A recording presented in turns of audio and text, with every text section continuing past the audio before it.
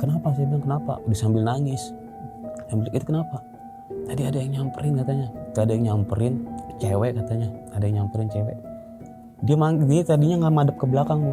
Madep ke belakang. Dia panggil. Mbak kayak gitu. Mbak. Nah, ketika nengok, Bu, itu disamperin disamperin, mukanya hancur, ini rambutnya berantakan. Itu sambil neken perut istri saya, Bu. Aduh. Jadi ketika saya udah rapi nih, udah mau keluar kamar mandi, itu saya ngeliat dari atas tuh netes ada yang suara netes tes begitu, Bu, netesnya tes begitu. Saya bilang bocor, hujan kagak. Saya nengok ke atas. Pas saya nengok ke atas, waduh, itu, Bu, ada sosok perempuan, itu mukanya mangap begini, itu sambil netesin dadanya sama air liurnya tuh.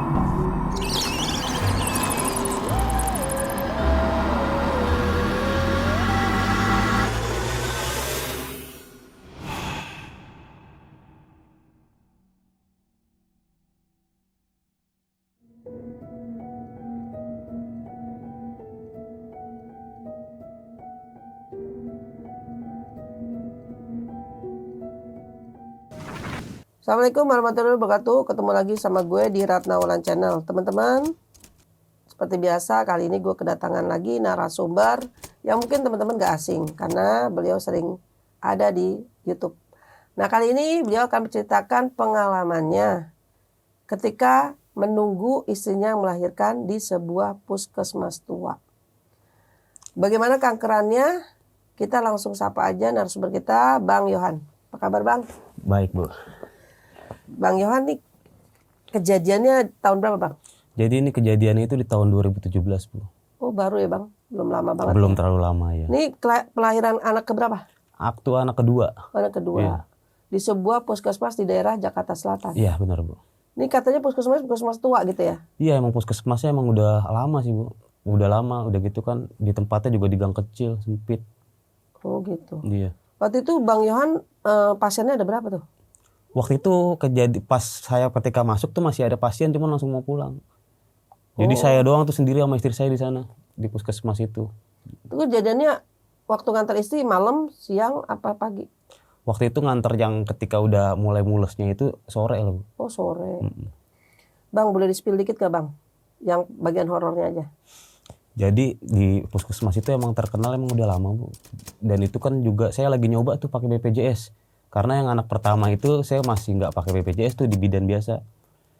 Kita coba tahun 2017 BPJS ke klinik dulu ya. Di klinik akhirnya dapat rujukan itu di puskesmas tersebut.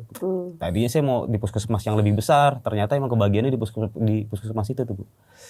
Terus ketika ke sana, kan udah mulai dioper ke sana tuh pemeriksaannya. Terus saya lihat kok puskesmasnya kayak gini banget. Sampai ada ambulannya juga di sana. Ambulan juga nggak kurus, Bu. Sampai bahannya pada kempes lah kayak gitu. Oh. Juga inilah pelayanannya kacau lah, masih namanya BPJS kali ya, jutek gitu loh. Nah, sampailah pas lagi mulai mules, Bu, sore itu saya antar ke sana. Baru ke sana itu setiap malam itu, Bu, banyak banget ada suara-suara, terus banyak ada yang menyerupai juga. Aduh. Pokoknya yang paling epicnya lagi itu istri saya pernah dibantu sama bukan bidan ya, asisten bidan. Yang ternyata emang dia itu udah meninggal lama. Wah. Oke, Bang, tahan dulu, Bang. Ya. Teman-teman jangan lupa subscribe, komen, dan share, serta bunyikan loncengnya supaya nggak ketinggalan video-video saya selanjutnya. Jangan lupa juga follow Instagram dan TikTok Ratna Wulan Channel.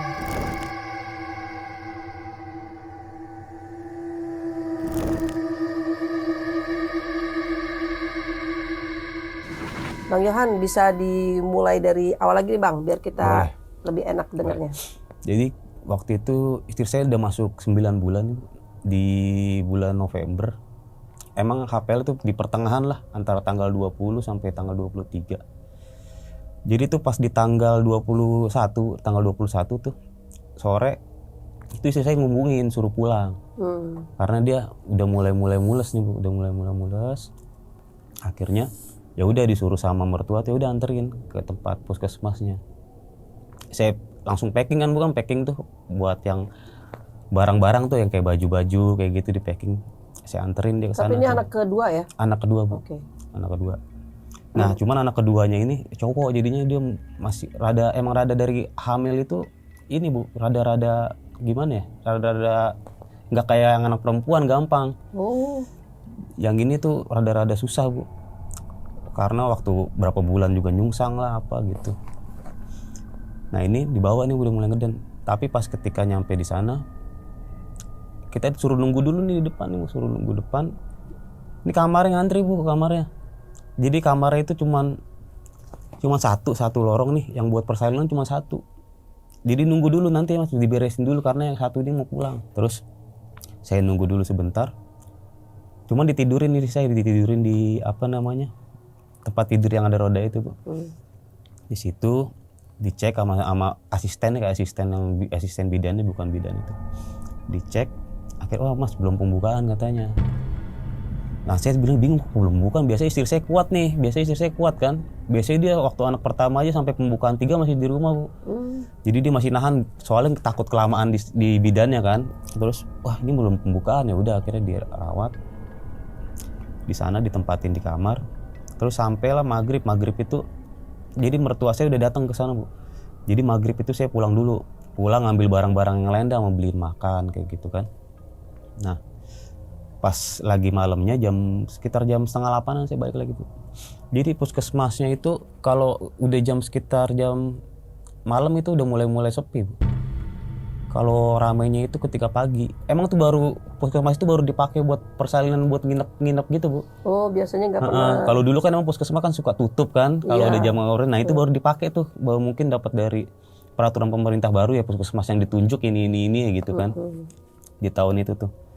Nah di sini gantian nih, mertua saya pulang, saya baru jaga jam 7:30. Nah di situ biasa aja sih, yang jaga cuman ada satu orang bu, satu orang perempuan yang jaga. Terus dia datang, dia ngecek, Pak nanti kabarin ya kalau misalnya istrinya ini lagi. Cuman saya lihat istri saya udah mulai nggak ini lagi nih, istri saya juga tahu gitu mendingan gak usah datang dulu kata dia. Ini juga puskesmas juga kayak begini katanya, serem juga katanya. Terus jadi di puskesmasnya ada berapa orang? Itu saya doang bu yang nginep yang mau bersalin itu. Yang tadi kan udah pulang tuh nungguin tuh. Dia tinggal berdua? Iya berdua sama yang satu lagi yang jaga tuh. Yang jaganya itu pun dia pulang itu jam 10 bu. Jadi yang jaga itu ada yang jaga puskesmas itu, orang situ juga.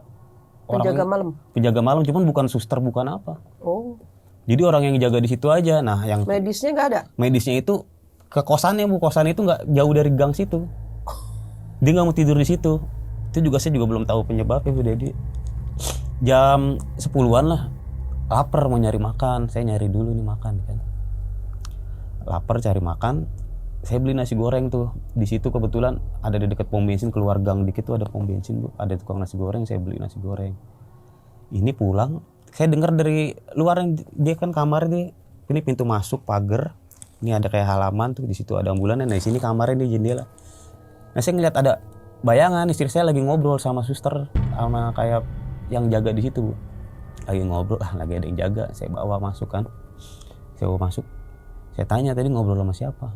Itu tadi ada asisten bidan kesini nanyain gimana keadaannya kan. Jadi makan nih. Saya belum ada curiga macam-macam nih bu. Makan, udah selesai, saya izin. Saya ngerokok dulu di depan ya gitu kan. Habis makan saya ngerokok di depan. Di depan itu ada yang ini bu, ada yang jaga di situ. Yang jaga puskesmas itu, cuman bukan bukan orang medis lah. Yang emang yang jaga itu kan. Ngobrol. Emang begini terus ya? Sepi banget saya gituin kan. Iya emang begini kan, orangnya udah pada pulang tadi kata dia. Orang udah pada pulang dari jam 9, ada yang pulang jam 8 katanya. Lah tadi saya ngelihat mas, istri saya lagi ngobrol katanya sama yang tadi asisten bidan kalau nggak salah. Istri saya ngomong tadi, ditanyain semua segala macam. Terus dia juga sempat ngelihat itu buka-buka buku yang buka kehamilan, buku pink ya bu. Buku pink itu semuanya dilihat sama dia. Nah di situ orang yang jaga itu sempat kaget bu. Orang yang jaga itu sempat kaget, kayak orang nyimpen sesuatu gitu lah. Oh itu kata dia. Oh iya mas bener kali itu dia katanya. Emang kali tadi mungkin belum pulang kali sekalian, cuman kayaknya ini orang kok aneh gitu gelagat ya kan. Di situ akhirnya saya juga nggak ada apa-apa nih. Nah kejadiannya lagi nih, yang epicnya lagi pas lagi di malam nih Bu. Pas di malam itu saya udah mulai mules nih Bu. Istri saya udah mulai mules sekitar jam 1-an lah. Jam 1-an mules. Gimana? Udah pembukaan belum? Kata istri saya. Udah jangan dipanggil dulu, nanti dulu aja. Takutnya nanti kayak tadi, tahu-taunya nggak ada pembukaan lagi. Karena gimana? Bukannya jelek-jelek semuanya, karena ketika kita bentar-bentar manggil tuh dia judes Bu, dimarahin malah kita. Apalagi waktu itu saya anak kedua itu masih muda. Jadi saya iya aja deh Bu, iya aja dah. Emang bener-bener galak banget itu kalau dulu waktu di puskesmas tuh. Kata saya udah nggak usah dipanggil dulu, ntar diomelin lagi apa gimana gitu kan. Nungguin. Cuman di sini ada ini Bu, apa namanya? Yang di depan kan di dekat kamar tuh ada ambulan tuh Bu. Ada ambulan. Itu ada suara kayak ban kempes, dikempesin. Begitu. Kan saya ngeliat, kan saya kedengeran tuh suara apa kayak suara ban kempes kan kenceng Bu kalau suara ban kempes tuh. Kayak begitu kan. Suara apa? Ban kempes. Saya keluar. Di situ nggak ada orang Bu, nggak ada orang. Cuman kontak mobilnya nyala. Saya bilang siapa itu, nggak ada orang sama sekali. Karena yang jaganya mungkin lagi di dalam atau di belakang dia Bu. Nggak ada orang tuh kan. Saya udah mulai takut juga. Terus saya bilang udah jangan dipikirin. Terus air pas banget kebetulan airnya habis nih Bu. Air minum. Pokoknya kacau deh Bu di puskesmas deh. Sampai galonnya juga habis nggak diisiin buat ngisi. Jadi saya harus ke depan Bu, ke warung, cuman bukan warung yang sembako. Jadi kayak warkop kayak gitu. Saya beli. Pokoknya saya cepetan ya belinya, Cuman di situ orang warkopnya ngomong gitu. Mas lagi ngapain di situ? Lagi ngelahirin ya? Dia katanya. Cuma dia titip pesan jangan lama-lama ya di situ katanya. Emang kenapa? Kenapa Kang saya gitu? Nanti juga ngerasain sendiri katanya di situ. Oh ya Kang, ya udah Kang, buru-buru istri saya sendirian takut. Itu Bu, ketika saya balik, istri saya udah lagi tutupan bantal pakai selimut. Dia saya pegang aja tuh sampai gemeteran Bu. Jadi udah miring tuh. Kenapa? Saya bilang kenapa? Udah sambil nangis. Itu kenapa? Tadi ada yang nyamperin katanya. Cewek katanya. Ada yang nyamperin cewek. Dia tadinya nggak madep ke belakang Bu. Dia panggil. Mbak kayak gitu. Mbak. Nah ketika nengok Bu, itu disamperin, disamperin, mukanya hancur, ini rambutnya berantakan. Itu sambil neken perut istri saya Bu. Aduh. Itu dia langsung balik badan, teriak-teriak. Itu saya nggak minta tolong, nggak ada yang denger. Itu saya megang dia sampai melek aja tuh susah Bu. Dia melek aja tuh udah nggak berani melek lagi. Saya bilang, ya Allah, gimana ini? Saya bilang. Akhirnya saya telepon mertua saya itu Bu. Ini ketakutan karena sama saya juga nggak berani juga nih. Saya juga nggak berani, dia juga sama-sama ini Bu. Nggak lama tuh mertua saya datang jam 3-an. Ditenangin, dikasih minum. Itu mertua perempuan saya emang orangnya rajin ini Bu, ibadahnya rajin sholat, jadi didoain, dielus-elusin. Gimana? Udah ini tadi udah merasa mules pembukaan, cuman kok kayak nggak berasa lagi katanya, nggak berasa lagi ada kontraksinya lagi. Ini yang saya bilang nih kok tumben-tumbenan. Itu saya lama banget ngelahirinnya, sampai tunggu sampai jam 4:30 lah. Sampai jam 4:30 sore itu jam 4:30 subuh itu juga belum ada Bu. Belum ada ini kan. Tambah lah pas pagi-paginya itu jam 8-an bidan aslinya sama asistennya itu datang ditanyain gimana. Itu sampai hampir disuruh pulang lagi Bu. Karena kan belum ini kan. Ya biasalah dia sambil inilah Bu, sambil marah-marah lah kayak gitulah. Ibaratnya nyusahin aja nih pakai BPJS juga kayak gitulah. Mungkin ya dia mikirnya kan. Udah gini pulang dulu aja katanya gitu. Cuman istri saya tuh ya udah pulang dulu. Nah, tadinya sore itu mau pulang dulu Bu. Sore itu mau pulang. Terus udah siap-siap baru pembukaan itu. Pembukaan berapa sih katanya yang pembukaan baru tuh masih kecil pembukaannya. Kan dites sama bidan itu, dites di ini, oh ini baru pembukaan segini nih. Saya bilang kalau nemenin istri saya tuh saya nggak berani ngelihat di bawah Bu. Saya pasti di atas. Nggak berani ngelihat ke ininya. Ya udah, tunggu sebentar ya, tunggu lagi ini beberapa ini lagi kan. Nah itu ditinggal sampai ditengokin juga beberapa kali, sampai bidannya mau pulang juga itu nggak nambah pembukaan. Akhirnya bidannya mungkin ya saya dengerin deh dia pada gerendengan bu di depan kan, udah tinggal aja pulang, nanti yang dekat dari sini kabarin aja, cuman dikasih orang yang jaga ini juga dibilangin nanti kalau emang kenapa-napa langsung samperin aja ya, karena asisten bidannya kan ada di kosannya. Nah bidannya itu juga nggak jauh bu rumah aslinya, ternyata tuh di belakang emang tuh tempatnya itu bu, cuman dia di perumahan gedongan itu. Nah di situ akhirnya pulang tuh jam 9-an. Cuman jam 9-an tuh ini udah sepi bu, udah sepi jam 9-an tuh. Nah di sini saya berduaan nih, saya ngerasa itu pokoknya saya berduaan sama diri saya bu di situ bu, ngerasa berduaan. Saya dengar ada suara orang ngadu kopi di belakang, di dekat dapurnya. Kan pendengar geran beli neng ya kan, saya di sini bisa bikin kopi kali ya, jadi nggak usah keluar, saya bilang bisa itu. Iya itu tadi katanya dibawain ada energen, ada kopi gitu kan, bikin aja sono kata dia. Ya udah bikin, saya bikin kopi. Saya bilang ini orang tadi bikin kopi di mana? Ternyata kagak ada apa bu, kompor nggak ada, termos kagak ada. Saya bilang ya siapa yang bikin kopi tadi? Jong. Saya cari ke belakang juga nggak ada apa-apa bu, ada pintu belakang itu nggak ada orang juga yang jaga. Nah saya balik lagi ke istri saya tuh sambil ngobrol ya kan, ini gimana buka? Udah nggak tahu, ini nggak kayak biasanya katanya, nggak kayak waktu anak yang pertama, nggak kayak begini. Saya udah mulai rada-rada ngantuk lah bu, jam 10-an tuh rada-rada ngantuk tuh. Nah ini kaki saya ini ada yang megang-megang, ada yang narik-narik kan, saya tidurnya di bangku, ini kan kolong kasurnya, ada yang narik-narik kayak begini. Saya kira kan sama yang bikin geli lagi tuh bu, risih. Saya kira kecoa atau tikus ya kan. Saya belum bangun tidur ayam. Itu pas saya bangun tuh bu, itu ada anak kecil lagi narik 2 orang kaki saya loncat. Saya juga kaget. Saya bilang astagfirullahaladzim, itu anak kecil. Cuman pas lagi begitu dia lari bu, larinya itu pokoknya anak kecilnya semua bu, itu bu udah semua. Astagfirullahaladzim nih gimana nih. Nah gak lama itu istri saya kontraksi bu, itu langsung pembukaan hampir cepet lah. Udah gitu saya juga kaget kan, pakai taplak, ada taplaknya tuh bu ya, yang dibawa di kasurnya dia tuh pecah nyembur. Wah saya bilang aduh ketuban. Saya lari ke depan, saya panggil nggak ada ini kan. Akhirnya yang nolongin itu ada hansip yang keliling bu.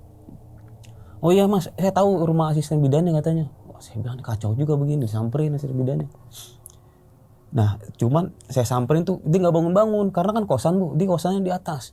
Sampai hansipnya itu harus ngetok yang punya kosan itu bu. Nah kan 2 hansip, yang satu hansip lagi itu dia ke rumah bidannya dekat, cuman beda RW. Rumah bidannya nyamperin, itu prosesnya lama bu. Prosesnya itu sekitar hampir sejam, setengah jam manggil itu. Saya tinggalin sendiri karena saya juga panik. Ayo bu bidan. Nah biasalah muka-muka asisten bidannya itu muka-muka kesel gitu baru bangun. Takutnya diprank lagi karena kan pemulus tahu-taunya ini. Saya bilang bener udah pecah ketubannya. Dia siap-siap.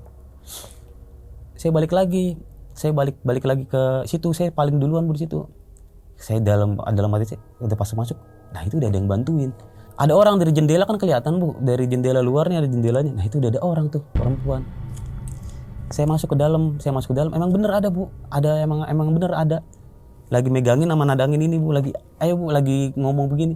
Jangan ngangkat pantat ya bu, nanti takut sobek, takut dijahit. Tiup aja kata dia, tarik napas kayak gitu. Saya dengar, saya bilang pak doain ya pak, kayak gitu kan. Terus jangan diangkat ya bu, sabar ya bu, kata dia, tunggu ayo. Terus nggak lama ini palanya setengahnya keluar bu, pala anak saya nih bu. Pala anak saya kelihatan rambutnya. Pak ini bentar lagi pak, sebentar ya pak, saya juga nggak berani nih, saya nungguin bidan. Jadi tuh yang nolongin itu bu, rada kayak nahan kepalanya dulu bu, dari nahan kepalanya jangan dingedenin dulu ya. Bentar ya bu, saya ngambil tadangan dulu nih. Ambil tadangan dia keluar bu. Ngambil tadangan keluar, saya kira emang bener ya mau nyiapin segala macam.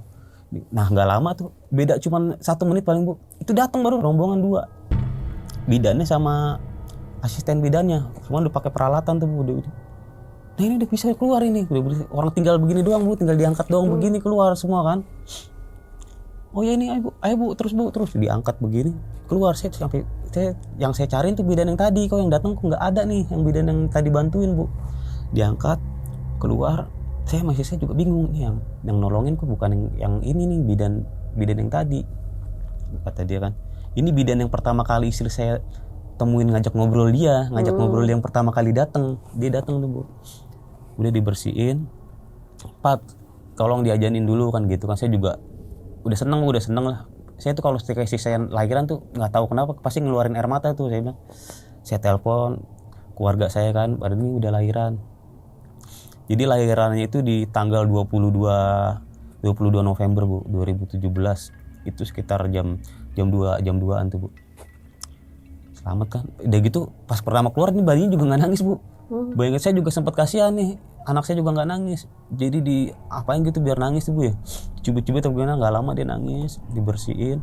Pak nih kalau mau diajanin dulu, saya gendong, saya ajanin, saya komatin kan. Baru ibunya kan ngeliat taruh di dadanya Bu. Nah udah beres tuh, yaudah Bu ya. Di situ istri saya tuh nggak dapat jahitan Bu. Nggak dapat jahitan sama sekali. Kalau anak pertama lancar. Padahal saya bilang kayaknya nih anaknya juga lahirnya lumayan besar soalnya Bu. Cuman kok nggak dapat jahitan. Kalau anak pertama aja saya kecil aja kan dapat jahitan tuh 2 jahitan. Yang ini terus nggak, ini juga kayaknya pulangnya cepet nih soalnya nggak dijahit nih. Cuman nanti bapak beli, ada saya dikasih resep Bu, suruh nyari obat. Cuman katanya ada sisa ari-ari yang itu masih nempel di dalam nih. Nanti kalau misalnya masih digituin nggak dibantu sama obat keluar, terjadinya jadi kista atau apa gitu Bu katanya kan. Terus ya udah Pak, dibersihin di sana.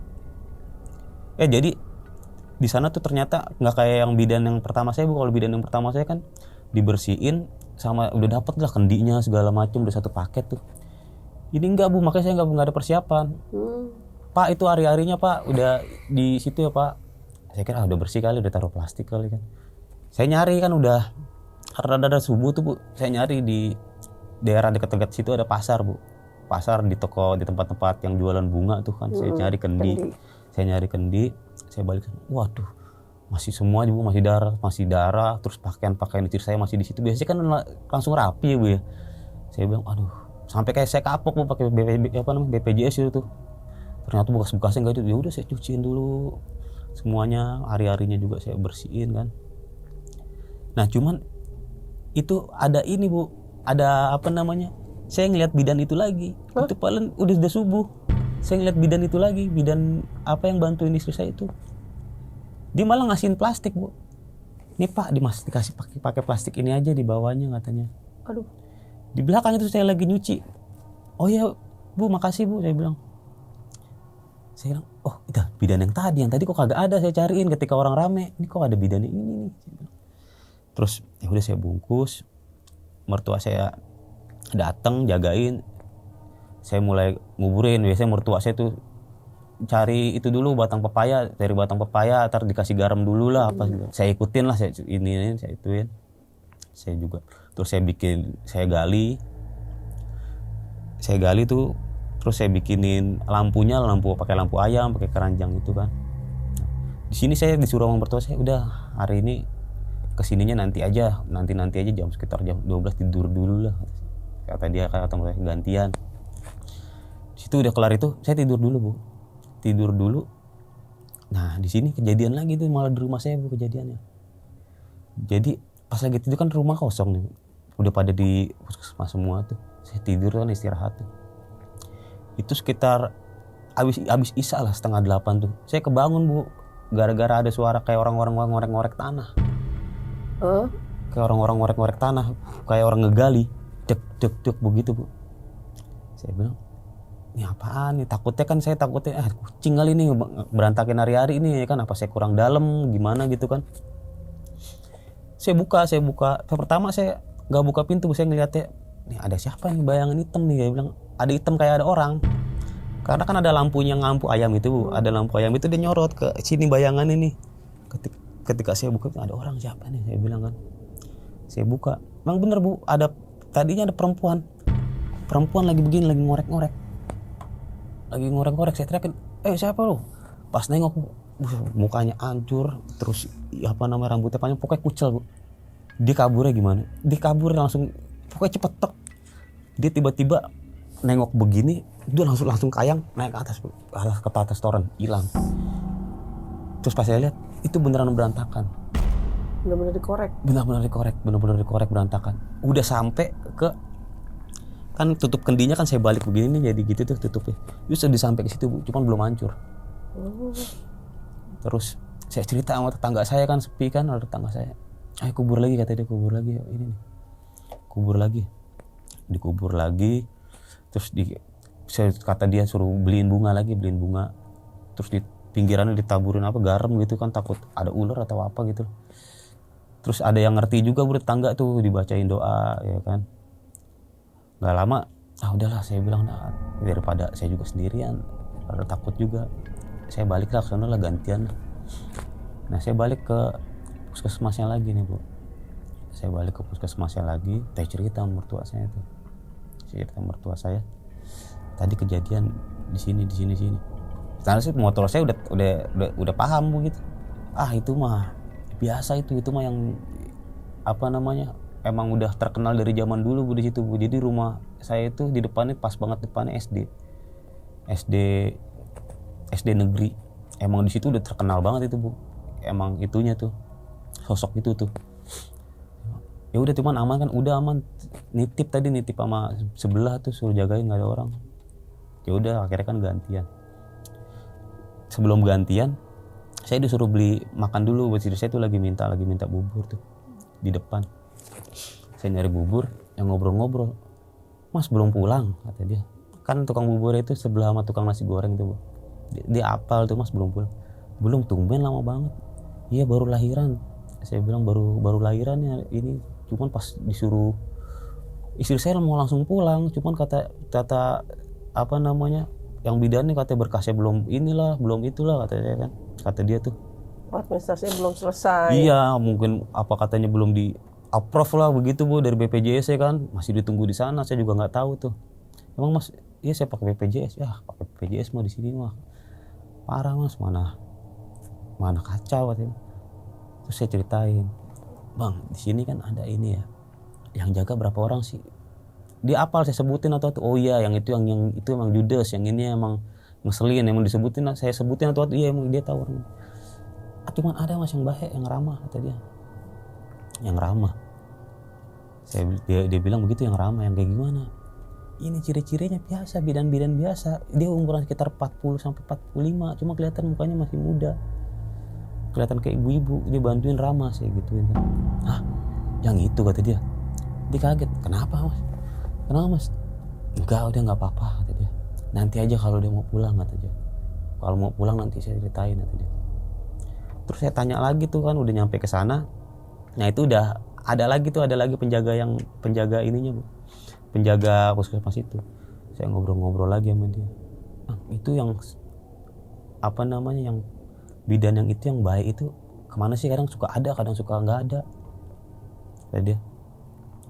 Bidan yang mana? Itu yang baik itu. Baik kayak gimana ceritanya? Oh itu. Tapi dia nggak nyebutin nama Bu yang jaga itu. Oh bidan Justina namanya. Oh. Kata dia, oh bidan Justina. Dikasih tahu. Oh bidan Justina, gitu. Oh iya, dia emang suka kesini. Kadang-kadang suka kesini. Kadang-kadang juga dia prakteknya di tempat lain, kata dia. Dia kan digituin Bu. Cuman emang dia datangnya suka malam-malam. Nah, di sini saya bilang masih rancu juga nih, orang juga jelasinnya nggak jelas Bu nih. Kayaknya ada apa-apa nih, saya bilang nih. Ada apa-apa nih. Nah, habis itu jadian lagi nih pas lagi malamnya nih Bu, pas udah pada sepi kan, udah pada makan. Saya udah mulai inilah, saya bilang udah mulai sambil, jadi tuh bayinya itu ditaruh di sebelah Bu, di box. Saya tuh jagain tuh, jadi waktu jam 12:30 tuh nangis minta nyusu kan. Nyusu saya ambilin, cuman istri saya udah bisa duduk. Pokoknya udah siap pulang lah gitu kan. Udah siap pulang, jadi biasa disusuin kan. Saya kamar mandi bu sebentar. Ntar ya kamar mandi dulu. Jadi kamar mandinya itu bu ada di belakang. Cuman dia itu ada plafon tuh yang ada bolong bu. Plafonnya bolong tuh. Itu bolong. Saya tuh lagi mules, lagi buang air besar tuh. Jadi dia ada baknya, cuman baknya dari ini ya keramik ya bu, bukan bak yang itu. Saya begitu. Cuman di atas yang plafon bolong itu, dia itu pas banget bak mandi bu. Jadi ketika saya udah rapi nih, udah mau keluar kamar mandi, itu saya ngeliat dari atas tuh netes ada yang suara netes tes begitu bu, netesnya tes begitu. Saya bilang bocor hujan kagak. Saya nengok ke atas. Pas saya nengok ke atas, waduh itu bu, ada sosok perempuan itu mukanya mangap begini, itu sambil netesin dadanya sama air liurnya itu bu. Tes begitu. Itu kan pintunya kan ini bu ya, pintu kamar mandi itu stainlessnya yang tipis, yang kuncinya begitu bunyi kencang banget bu. Kan itu kan kunci, saya nggak pakai begini lagi, langsung saya tarik, saya kepleset situ. Saya kepleset itu saya tambah kaget lagi bu. Saya kepleset air ketuban bu, licin banget, hijau warnanya. Saya tuh ngeliat istri saya tuh kelihatan bu dari kamar. Saya minta tolong, kepleset air kayak air ketuban. Cuman di pojokan itu ada bangku tunggu. Itu ada sosok perempuan bu, lagi ngelahirin, cuma udah pecah. Ini ketuban, saya kepleset ketuban itu. Jadi saya kayak orang perpan bu, minta tolong nggak bisa. Nah perempuan itu kan sambil ngelahirin, saya ditongolin begitu bu. Dia pakai baju warna hijau ya bu, baju warna hijau. Jadi sambil dia hangat begini, sambil ngelahirin bu, sambil keluar pecah ketuban ini, saya sampai ke kaki saya ini, dari pojok sana ke sini sampai kaki saya tuh. Baru pas saya kagetnya lagi, anaknya keluar loncat langsung ngerangkak ke dekat saya bu, dari situ saya udah nggak sadar lagi di rumah. Pingsan di situ. Istri saya yang bangunin saya tuh. Saya tuh ngerasanya kayak udah lama, ternyata tuh nggak cepet juga, nggak nyampe sejam saya dibangunin tuh. Sampai saya bangun tuh, alhamdulillah karena tuh kayak saya belum nggak bisa bangun bu. Tapi nggak ada apa-apa. Nggak ada apa-apa. Cuman tidur doang sih tuh di depan kamar mandi. Tidurnya terlentang begini, kayak orang kepeset. Kenapa saya mau diceritain takut, malah jadi takut ya kan. Nah terus tadi dicariin, saya bilang kata istri saya, aku juga takut tadi. Emang kenapa? Itu ada yang ngetok jendela, nyariin dari tadi gak ketemu. Ternyata dia juga diteror juga bu, di jendela. Jadi lagi nyusuin, diketok-ketok. Nah diketok dia lagi begini. Pas dia nengok, ini anaknya berasa bergerak bu, Pas dia nengok katanya ada yang narik, mau ngambil, mau ngambil. Makanya langsung kabur nyari, taunya di sini, malah tiduran di sini. Emang kenapa? Jadi ntar aja ceritanya. Dia tidur dulu situ. Pas lagi ini terakhir saya di rumah itu terornya kacau bu. Di situ diem. Sama nih anaknya juga udah dipindahin bu ke boxnya nih. Saya bilang udah tidur. Kagetin lagi bu, ada suara ini bukan baskom stainless. Itu kalau suaranya jatuh kan suaranya berisik banget bu. Di belakang suaranya ada yang jempreng, jedar begitu bu. Kesono saya liatin apaan. Udah kata saya udah jangan, ntar tuh liatin itu apaan. Takutnya saya bilang kan ada maling atau apa kan. Itu benar bu, berantakan. Peralatan ada lap-lap kayak gitu pada berantakan. Cuma saya bilang kagak ada orang sama sekali. Itu yang jaga juga kagak ada. Saya keselnya kayak gitu bu. Makanya saya paling kapok banget di puskesmas itu bu. Gak ada yang jaga sama sekali. Mungkin di rumahnya deket atau gimana tuh. Yaudah masuk. Ya masuk lagi ke dalam itu kan. Ke dalam kamar lagi. Pokoknya kejadian terakhirnya itu yang di puskesmas itu pas lagi ini bu. Sirenenya itu masih jadul bu. Sirenenya itu masih warna merah. Sirenenya yang itu tuh. Kalau orang tiduran silo bu. Kita kan dekat banget itu kan. Kayak begini, kayak orang kelap-kelip kayak gitu kan. Saya kaget bu di situ bu. Kayak apa sih? Saya bangun, saya buka jendela, itu nyala sendiri bu, lagi nyala begini. Di dalamnya ada orang. di dalamnya ada orang, di belakangnya itu ada yang kerandanya itu ada mayat lagi tiduran, cuman udah dipocongin. Aduh. Saya bilang ini ambulan kan juga ada jarang jalan ya kan. Saya bangun, saya kekep Bu, saya tidur ya kan. Saya tidur, akhirnya bangun-bangun itu saya juga kaget sama saya itu, bangun-bangun mertua itu datang jam 5 tumben-tumbenan.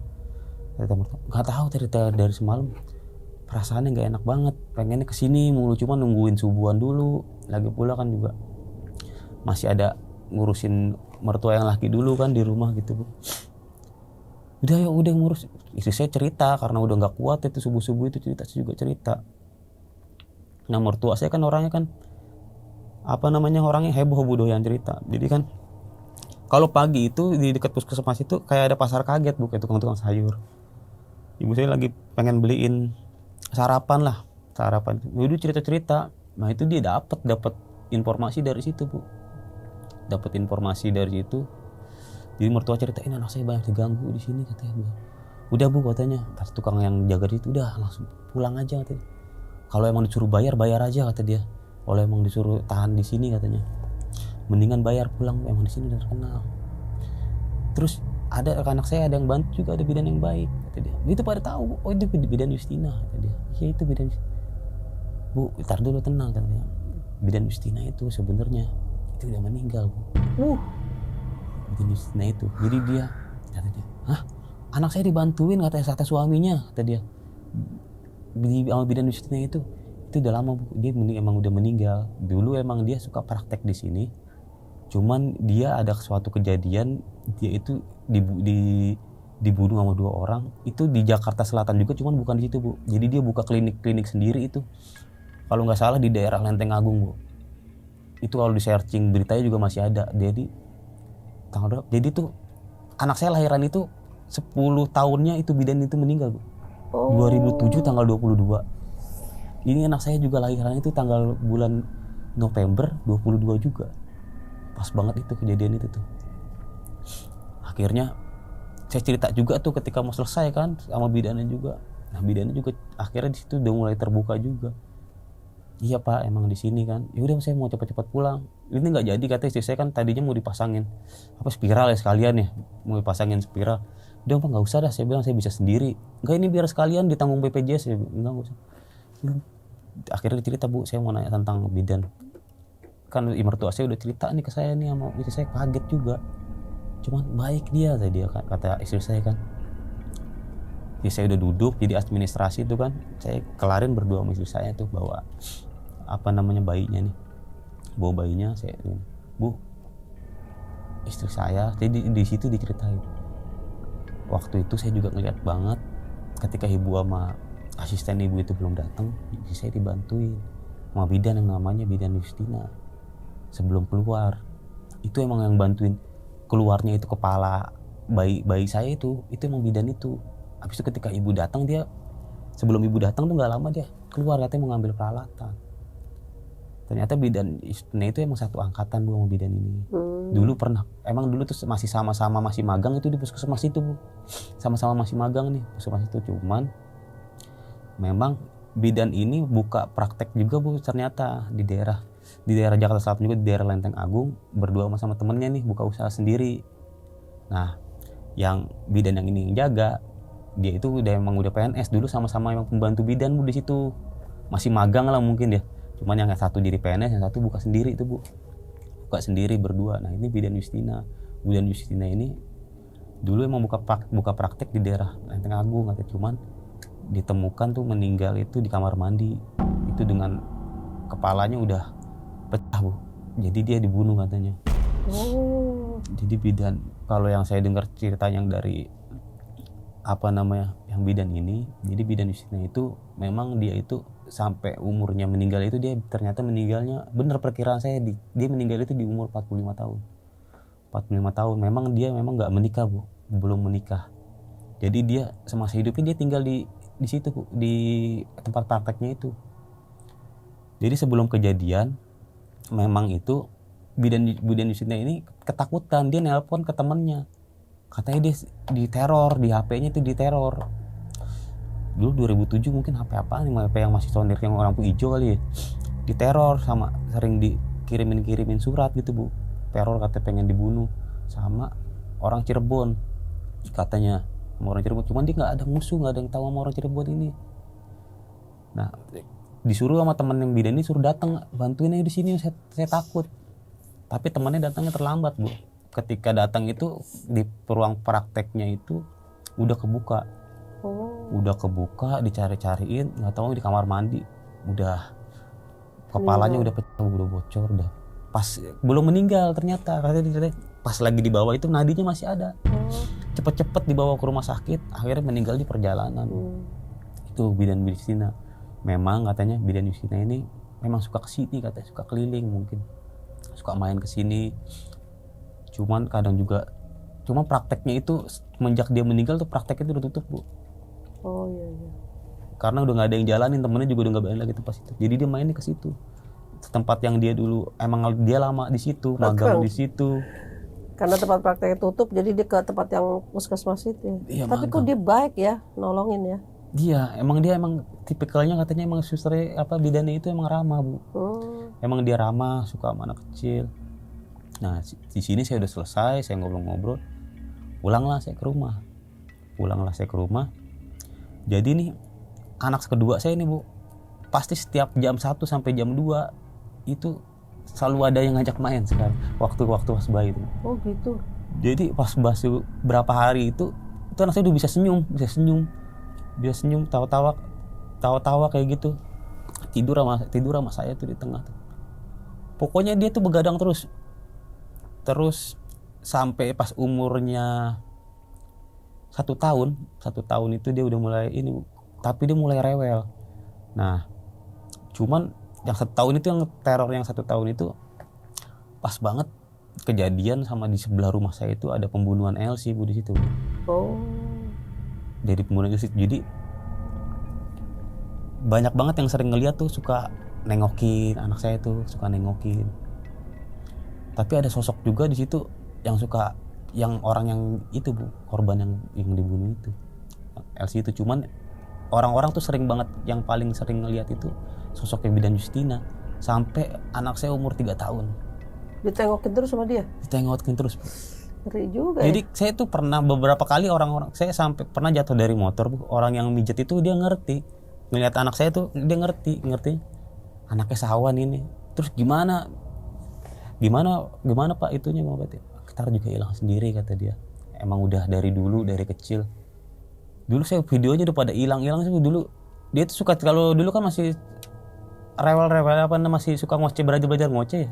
Udah sering ngeliat itu ada tante kayak begitu. Sampai saya rekamin kayak gitu. Sampai umur kalau sekarang udah hampir 7 tahun nih Bu. Udah hampir 7 tahun nih. Kalau sekarang dia dipendem bener nih kalau ngeliat dia gitu, paling buang muka. Sampai saya pernah juga tinggal di Jagakarsa tuh.